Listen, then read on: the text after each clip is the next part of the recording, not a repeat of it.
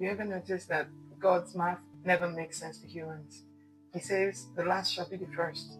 Give and you receive. And my personal favorite, the two shall become one. Meanwhile, humans are here like, Lord, this is not mathematically correct. Someone will call it calculator. But God isn't confused. He's just operating in heavenly algebra. The kind that Einstein would say, Lord, please explain again. God Himself exists in a mystery. You have Father, Son, and the Holy Spirit. Three persons, one being. No competition, no confusion, no hierarchy. The Son doesn't complain. Why does my Father get all the credit? And the Spirit is not there say, I do all the work and nobody notices. Do you see? We move in perfect unity. One will, one purpose, one essence. That's divine oneness. Then God looks at Adam and says, it's not good for man to be alone. Remember in Genesis, so He makes Eve, not from clay, not from dust, but from Adam himself. Because she wasn't supposed to be a separate species, she was part of him. When Adam saw her, he didn't say, wow, who's that fine creature? He said, bone of my bone, flesh of my flesh.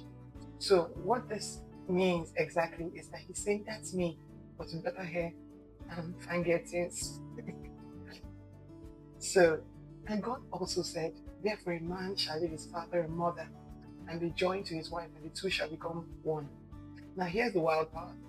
When Satan attacked Job, he lost everything: livestock, children, wealth, even his health.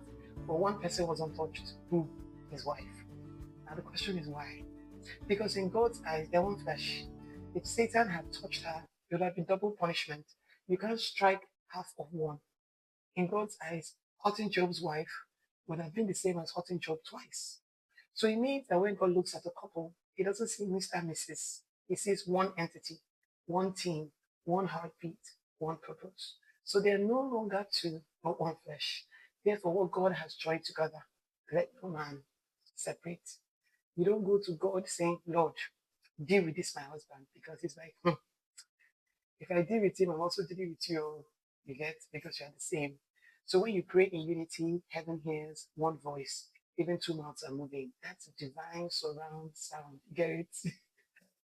So the two shall become one. Is one of the things that we must think about in relationships, in marriages. When couples fight, it's like the Trinity arguing with itself. So the most important thing as couples is that let's remember that unity is the nature, is the fragrance of marriage. And that's how unity keeps marriage, because that's the way God created it.